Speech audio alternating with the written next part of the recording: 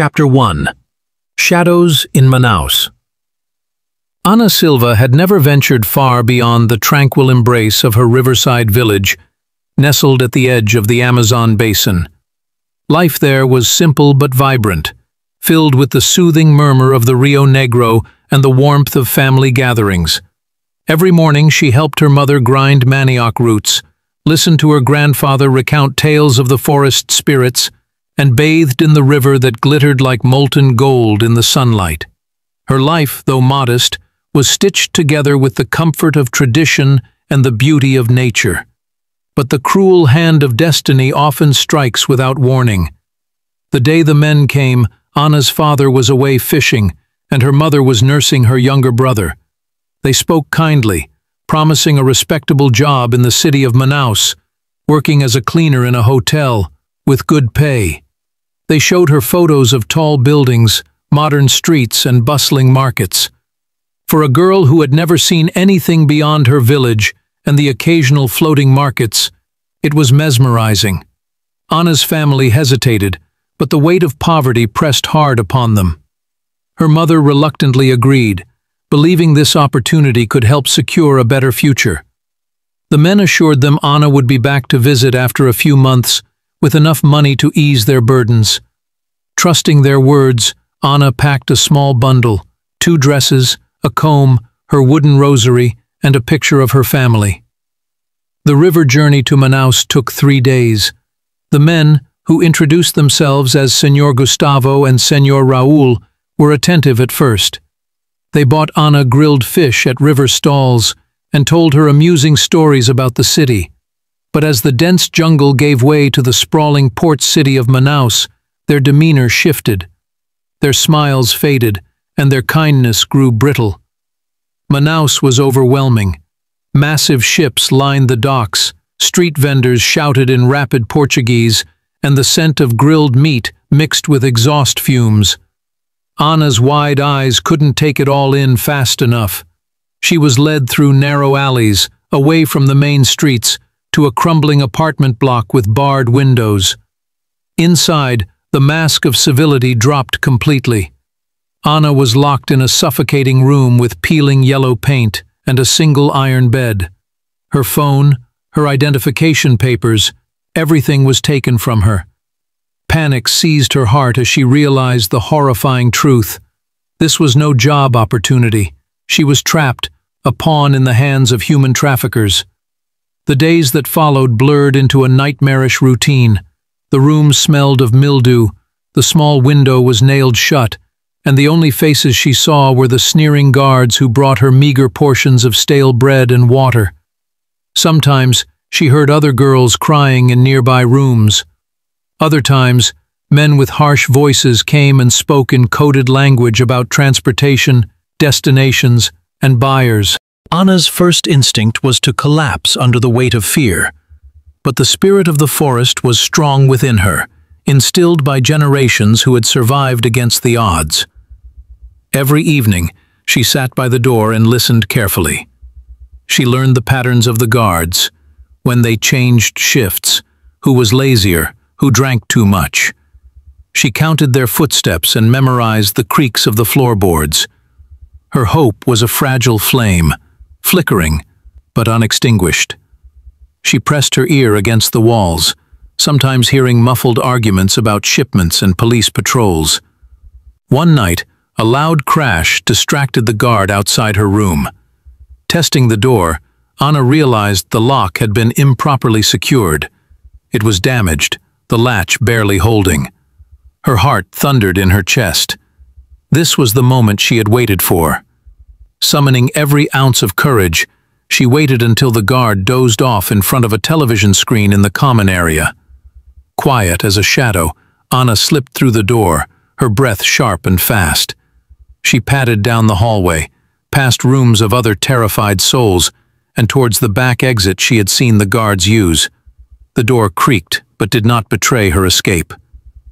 Outside, the humid night air wrapped around her like a suffocating blanket. She didn't know where she was, or where she was going, but one thing was clear: she had to run. Beyond the decrepit city streets loomed the vast Amazon jungle, its dense canopy both a threat and a refuge.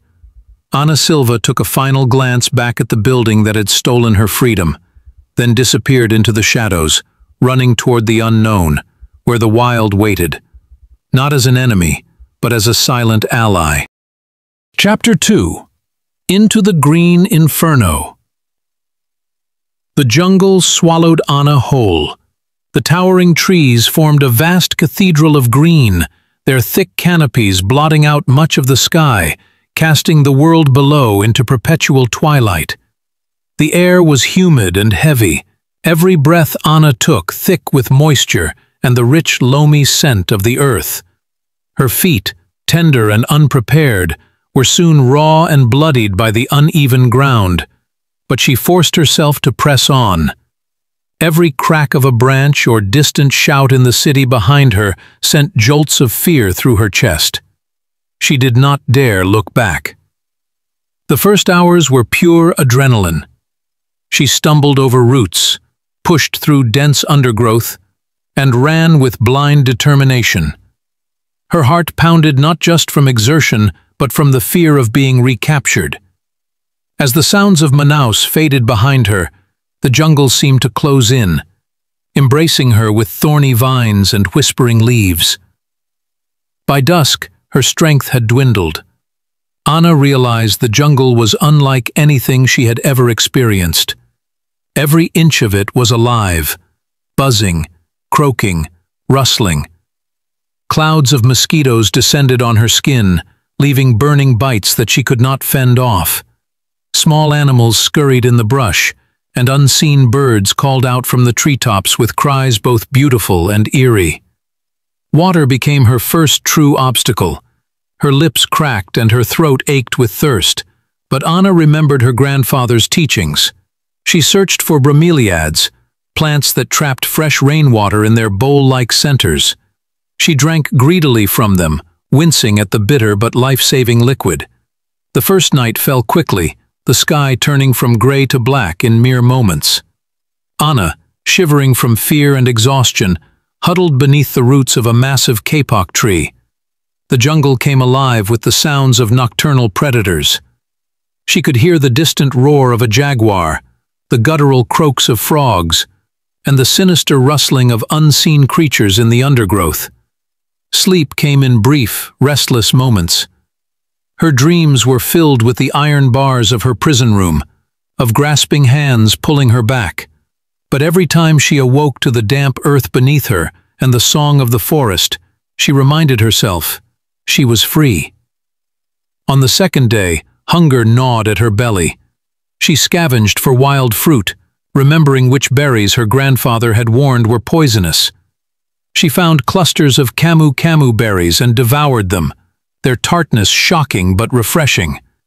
She tore at the heart of young palm shoots and chewed on the fibrous stalks, ignoring the bitter aftertaste. Ana followed a small game trail, hoping it would lead to a water source.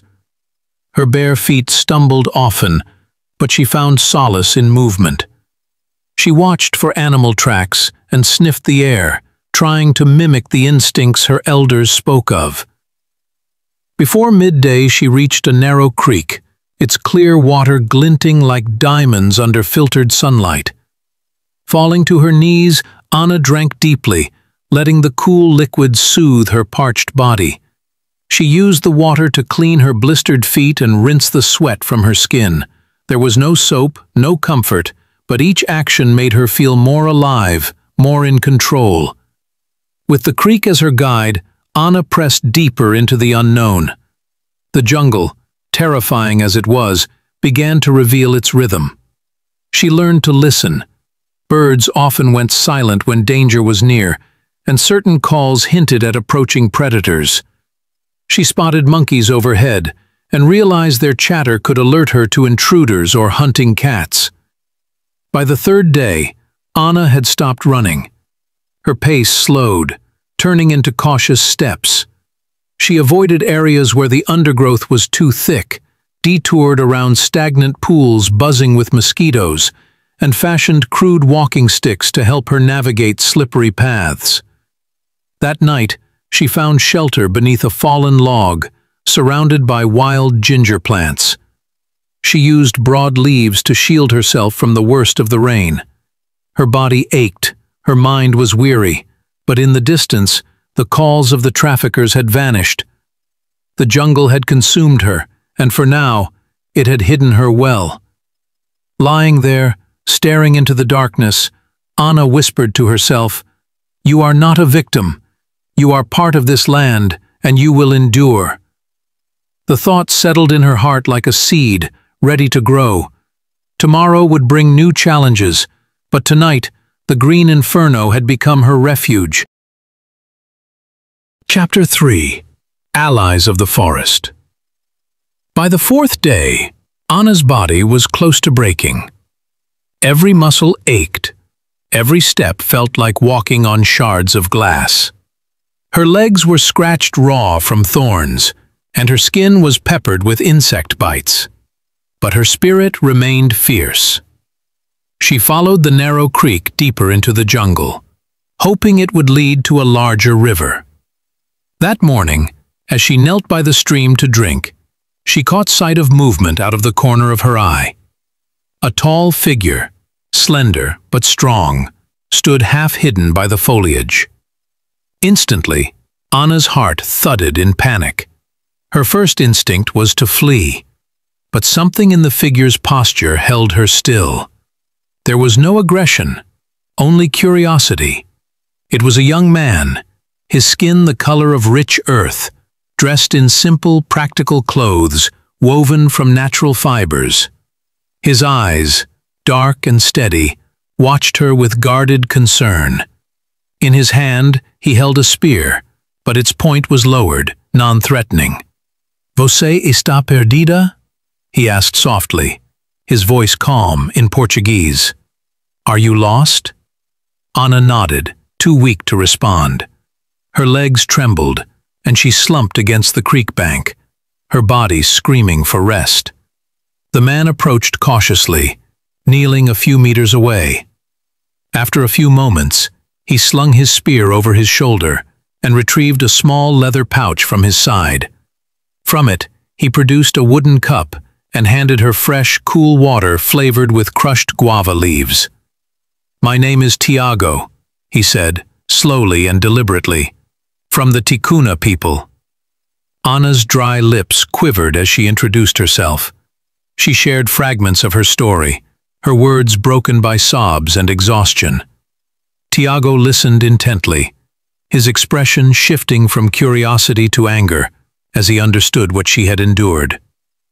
"You should not be alone in the jungle," Tiago said. "Come, my people will help." Despite her aching body, Anna rose with his help. Tiago moved gracefully through the forest, pointing out edible plants, showing her how to walk without making noise, and teaching her which bird calls signaled danger. Anna realized that the jungle, which had seemed so hostile, now whispered its secrets through Tiago's voice. They reached a clearing by midday, where several huts stood on stilts above the damp earth. Women were weaving baskets, children played near a small stream, and men repaired fishing nets. The Ticuna village was nestled in perfect harmony with the jungle, invisible from outsiders, protected by nature's camouflage. The elders gathered as Tiago explained Anna's story. Their eyes, aged but sharp, studied her with quiet compassion. An older woman named Doña Iara cleaned Anna's wounds with a pungent herbal paste that stung but brought relief. They fed her cassava flatbread, smoked fish, and warm herbal teas that soothed her burning throat. Over the following days, Anna remained in the village, her strength returning slowly. The Ticuna people were wary of the outside world, but their hearts were kind. Tiago became her guide, teaching her survival skills, how to set traps for small animals, how to fish with simple lines, and how to craft makeshift shelters from palm fronds and vines. Under Tiago's guidance, Anna learned to read the jungle like a living map. She observed the flight patterns of birds, the tracks left by tapirs, and the subtle indicators of fresh water nearby. Her fear began to fade, replaced by a growing confidence and respect for the land around her. Yet Anna knew she couldn't stay forever. The traffickers would search for her, and other girls remained trapped in places just like the one she had escaped. She shared her thoughts with Tiago, who agreed solemnly. "Our forest can hide you, but you deserve more than hiding," he said. "You deserve justice." Together, they began to plan, not just for Anna's safe return, but for the fight against those who preyed on the innocent. They would travel by hidden waterways, avoiding roads and known patrol paths, until they reached a town with trustworthy authorities. For now, the jungle was not just Anna's refuge. It had given her allies, skills, and a renewed will to survive. She was no longer a frightened girl running for her life. She was learning to fight back. And in the depths of the Amazon, Ana Silva was no longer alone. Chapter 4. The Return Path. With each sunrise, Ana grew stronger, her body hardened by survival and her spirit fueled by a newfound determination. The Ticuna elders, though protective of their isolation, agreed to help her. They understood the threat posed by the traffickers, not just to Ana, but to their own daughters and sisters, if such men ever found their way deeper into the forest. The plan was simple, yet perilous. Travel by hidden waterways, threading through the vast Amazon basin like a needle through fabric, until they reached a town far enough from Manaus to safely contact the authorities.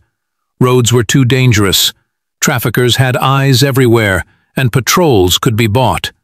But the rivers belonged to the forest people, crisscrossed by ancient knowledge of safe passages. Tiago and two trusted companions, Lucas and Mateus, prepared the canoe, a long, slim vessel carved from a single tree trunk, its surface worn smooth by years of use. They packed dried fish, cassava flour, gourds of herbal water, and bundles of medicinal plants. Tiago taught Ana how to paddle in silence, how to navigate by the stars, and how to listen for the warnings of the jungle.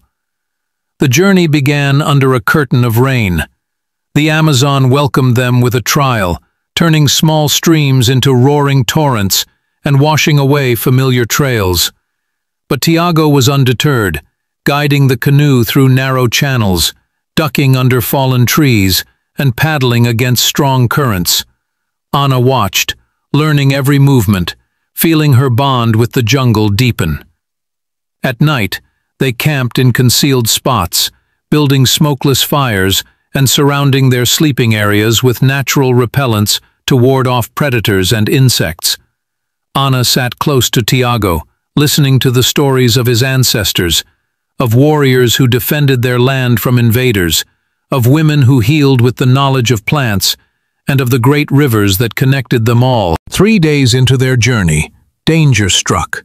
A motorboat approached from a distance, its loud engine cutting through the serenity of the jungle.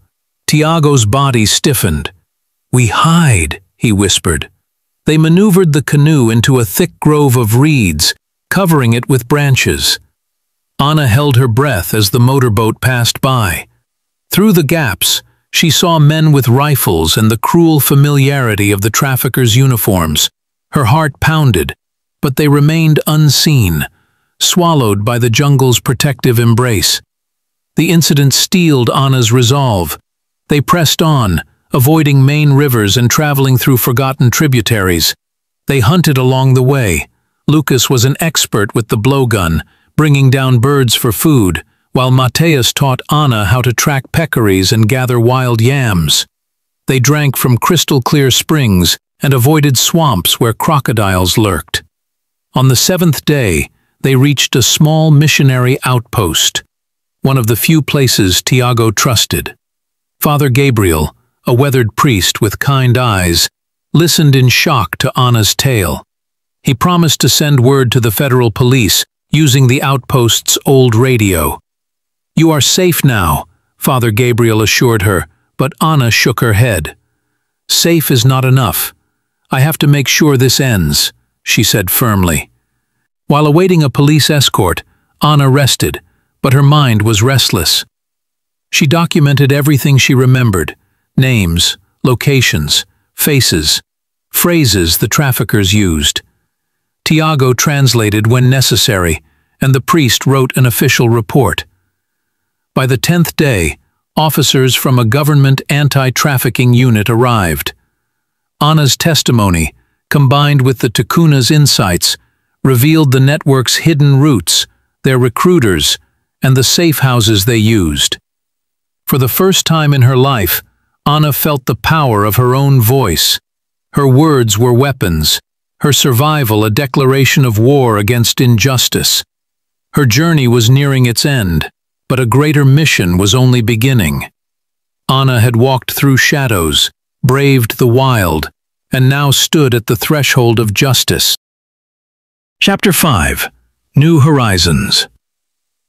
Anna stood beneath the shade of the missionary outpost's veranda, watching the uniformed officers load boxes of confiscated evidence into their truck. Her limbs still bore the marks of her journey, scars along her arms, insect bites dotting her skin, but her posture was different now. She stood taller, straighter, anchored by a fierce determination that nothing could shake. In the weeks that followed, Anna stayed in a safe shelter provided by the government. There, she met other survivors, girls and women who had faced the same horrors. They formed a quiet bond, their shared suffering a bridge between their experiences. Anna spoke at every opportunity, telling her story not just to the officers, but to local media, activists, and community leaders. The fear that once silenced her now drove her words, her voice ringing clear and firm in the air. Tiago remained close by, offering constant support. He had never imagined leaving his forest for the city, but seeing the impact of Anna's courage opened his eyes to the wider world. Together, they helped identify locations on maps, decode trafficking routes, and provide guidance on how to approach isolated communities vulnerable to the same dangers Anna had faced. Months later, Anna returned to her home village, her arrival marked by drums and tears. Her mother wept openly, clutching Anna to her chest, while her father's proud smile was tempered by sorrow for what she had endured. The community gathered around, their curiosity soon replaced by outrage when they learned the truth. But Anna did not return to hide away in the comfort of home. Her spirit had been shaped by the fire of survival and the wisdom of the jungle.